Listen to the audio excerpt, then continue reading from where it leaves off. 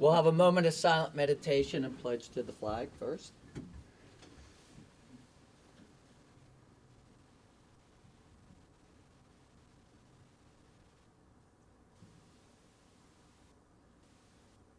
Thank you. I pledge allegiance to the flag of the United States of America and to the republic for which it stands, one nation, under God, indivisible, with liberty and justice for all. Good morning, it's March 6th. It is 10:01, and we have Commissioner Hawkins, Commissioner Bloom here. Commissioner Sikora is not able to attend today. I call the meeting to order, and we move to consents and approvals. Good morning. Good morning. We have exonerations. We have 8 listings for $58,848.86. Vouchers, General County Fund, 253, 213.61, 911, 639.02. Chestnut Ridge Park, 196.26. Mason-Dixon Park, 127.22. Assessor's valuation, $3,745.86. Purchasing card vouchers, General County, $18,024.14. Magistrate Court, $46.20. 911, $477.10. Mason-Dixon Park, $578.20. Assessor's valuation, $626.50 for a voucher total of $277,674.11. Then we have position vacancies for boards and authorities. The Western Board of Zoning Appeals, the Planning Commission, the Development Authority, Building Commission, Camp Muffley Advisory Board, and Mason-Dixon Historical Park Advisory Board. Fiduciary orders for March the 6th, 2019, and statement of services for Fiduciary Commissioners George Armistead and Lynn Crane, and also a file status report for Fiduciary Commissioner George Armistead. Move for approval. Second, probably moving second. All those in favor say aye. Aye. Passes. Perfect timing. We have introduction of new employees, and we have the Honorable Perry DeChristopher coming in, and you get honorable today. Good morning. Good morning. I have for you a letter which I had previously sent. Right. And I'll give you an original. Thank you. To introduce to you Kelly Straley. You all may remember that Kelly was here to be approved as a part-time employee with our office, dealing with or helping to deal with our abuse and neglect caseload. Our victim witness coordinator has left, Danielle Kitchen.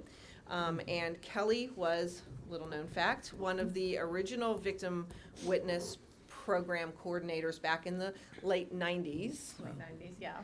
When she was 12. I was going to say, she's only 22. I mean, I'm impressed. She was 12 back Oh, then. yeah, we did the math today. We're like, was that 22? That can't be Yes. right. And so she's back in her bailiwick, and we are happy Great. and really thankful that she is here and going to take the helm on that program. So if anybody has any victim issues or problems or coordination, Kelly is the person to call.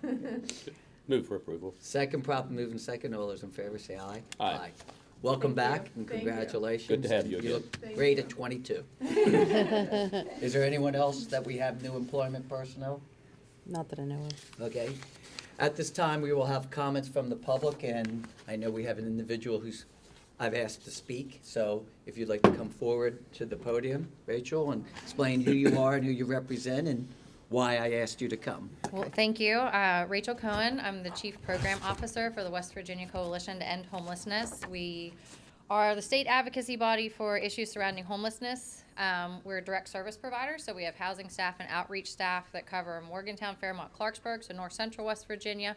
I have a team in Martinsburg that extends into the eastern panhandle, a team in Parkersburg that covers the mid-Ohio Valley, and another team down in Beckley that extends over into Logan, Mingo counties and covers southern West Virginia. We are a nationally recognized organization. We provide consulting and feedback to various technical assistant firms and other providers throughout the United States. We are on monthly calls with the HUD field office talking about what we're doing and how we're addressing homelessness in a rural state like West Virginia. Today I'm here to talk about the 2019 point-in-time count. We do that annually. It gives us a baseline of the number of people experiencing homelessness throughout our 44-county catchment area. This year we utilized an app, and we believe that not only increased participation in the point-in-time count, but it also gave us better, more accurate results. Specific to Monongalia County, We counted 25 people who were unsheltered this year. That's approximately twice what we've seen in the past 3 to 4 years. On average, we see between 13 and 16 people. This year it was 25. Of those, there were 8 females, 17 males, and there were no children or families experiencing unsheltered homelessness. I do believe that is because we are a caring community, and it would feel like a major letdown for us if we knew that there were children out on the streets. There were 10 people who were sheltered at the cold weather shelter at Caritas House, 27 people at Bartlett House's emergency shelter. There were 4 people at RDVIC, and we do include those experiencing domestic violence as people experiencing homelessness. They're eligible for those services. There were 28 total people at West Run's transitional housing, so they're downstairs. Now, those folks will be exiting at some point to what we call a rapid rehousing program, so they'll be able to exit when they're ready to a subsidized housing assistance with some case management. So the total number of people we had in emergency shelter was 41. The total number in transitional was 28, and the total number of people who were unsheltered was 25, giving Monongalia County a total of 94 people experiencing homelessness on January 23rd, 2019. Of all of those who were indoors, there was only 1 child at RDVIC, and of the 28 at the transitional, there were 10 children out there. So there were, I think, 8 singles and a number of 10 families, give or take. So those are our total numbers. To revisit the unsheltered, why? We asked that during our point in time count this year because folks like you are interested in why are people unsheltered, why are they on the streets. Of those 25, 30% reported they're unable to afford rent, 20% attribute it to a mental or physical health issue, 20% attribute it to unemployment. 3 out of 4 people who experience unsheltered homelessness are from Monongalia County. They're not relocating here. These are our friends, our family, and our neighbors. Of those, the 60% who had relocated here, which is approximately 6 people, 3 out of them, they had housing when they arrived here. And so some type of crisis had happened that resulted in them losing their housing. So that is a quick overview of homelessness in Monongalia County. May suspend to speak? Yes. Any question? Yeah, could we, yeah. Oh, I'll move to suspend. Go ahead, so we can talk. Go ahead. Okay. The other counties surrounding us, what do we have in comparison? We to? did see an overall for unsheltered homelessness in our 44 counties.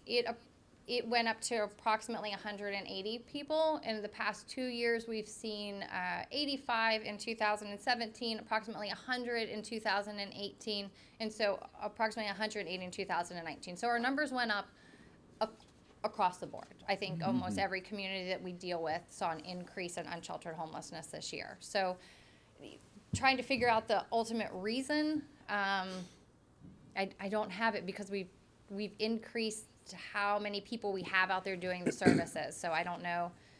Do we tie this to the opioid epidemic? I don't know. I don't. Do we increase in housing costs? Maybe. But we're close to what everybody else is seeing. A couple things. First, I want to thank you. At the time, we were very concerned that no one was going to take over the point in time. And Yeah. I met with you in Caritas House, and Yeah. I want to give them credit. And we were allowed to go, to Bartlett House to do the Yes. numbers. So I want to give credit. I don't think people realize how difficult it is that people do not understand. During that 24-hour period, you have to go out, and that's the only time. I also appreciate how you broke it down, because the confusion was last year that when it came out, all it said was 13. Right. And they didn't understand the complexity, and 94 is a more realistic number of what we're Right. seeing. I am surprised, and I think it's real interesting too, that you said 3 out of 4 are from here. There's always that misnomer that they're elsewhere and they're coming here because of our services. So that's really interesting. I have 2 questions for you. Yeah. The first is, let's go with the easy one. We're looking at Ramada Inn as a possible Yes. catch-all overall program. What is your feeling, and how do you think, since you're with the state, how do you think they will feel towards this kind of a program? I think Yeah. that if we can bring all the social service agencies together, anybody who's out there doing social services is at some point, somebody who's experiencing homelessness is going to come through their doors. So by everybody working together and being on the same page and having a very much, no matter what social service you're providing, if it's mental health care, if it's food, if it's rental assistance, trying to get people hooked up with Social Security, if you can have little satellite offices, it's the one thing that takes my case management team the most time is getting somebody an ID from DHHR to go get their Social Security card after they get their birth certificate. Those all cost money and they all take time. So trying to stabilize somebody in housing to be able to work on a resume, apply for jobs, have a home address, all that stuff has to come together and everybody has to be working together. I think with everybody working at Ramada Inn, bringing mental health services, how do I get you hooked up with some type of intervention or Right. regular scheduled meetings with a therapist at Chestnut Ridge or Valley? How do we bring West Virginia workforce into the fold to help prepare people for jobs? Utilizing everybody has little things that they do and they do really, really well. So asking different social service agencies to excel at the things that they're really good at, that they can show numbers for, that they can provide outcomes instead of just outputs. It's one thing to serve 150 people during the year, but what was the success? What did you accomplish with, what are you trying to do? What is your outcome trying to be? So for us, it's how many people can I stabilize and keep in housing for, we look at 24 months. How long after we exited them from our stabilization program did they stay in housing for 24 months or longer? So what are you looking at? So I think everybody coming together, kind of just wrapping around an individual or family, and I think this is a good place to catch people as they enter into the homeless services system, knowing where to go. Maybe it is, I just need some food. Maybe it is, I just need those SNAP benefits. Maybe it is, I'm trying to get a job, but I don't have an ID. It's like, how do we come to one place that everybody can say, oh, you want to go to their office because they're the ones who are the best at that can make it happen quickly. So I think it could be a good thing. I think we can, as we're asked to present nationally on things that work, I think giving us that platform as a community to come forward to say, hey, look what everybody came together and said, this is how I think this can work. There is a very real possibility of getting some national attention in a good way for doing good work. So. Good. Well, I'm glad to hear that you are clearly hoping that it does work out. The other question is, I was probably going to request you to come in, but since you're here now, you submitted something in the budget. We did. We didn't have before. Could you give a Cliff Notes version of why you submitted it and what you do, just so we don't have to call you back? That's fine. We did submit to be able to fund programming to work with individuals specific to Monongalia County to make sure that we have an outreach worker. We have the rental assistance dollars to spend on people experiencing homelessness throughout our 44 counties, but we'd like to be able to work better with the existing agencies to be the people who can get people into housing, find them, get them into housing, and provide that stabilization to keep them in housing, doing the case management, working through our evidence-based tools. We do have an outreach worker and a housing stabilization person currently who have a satellite office here in Mon County. However, they're also working in Fairmont and Clarksburg and over into Preston County. We have a very large catchment area.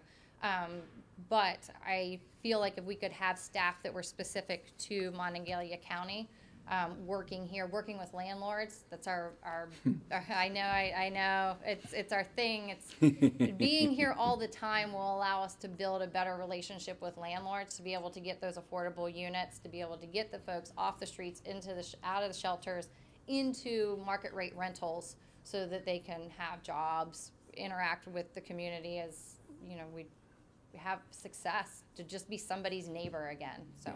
Well, because I know you asked for a lot, but I wanted to at least explain, so when we Yeah. look at it, we have a better understanding, so the other two commissioners, but. Yeah, and we'd replicate the things that have been working in, for instance, Logan County. I would just give you just a snippet. In Sure. Logan County, we have spent a significant amount of time on the riverfront. They were able to, combined with our outreach person that's down there and our housing stabilization person down there, they were able to get enough people off of the riverfront that they were able to build stairs down to it, and now there's kayak and river access right there in Logan, instead of a place where people had encampments and had tents and were just set up day in and day out. They've actually, as you drive into Logan, West Virginia, you can see the river area, and it looks really nice. And it's, I attributed that to the nearly year and a half that we've spent there working with the other community members to make Right. something realistic happen. So, and we saw some success, so it's exciting.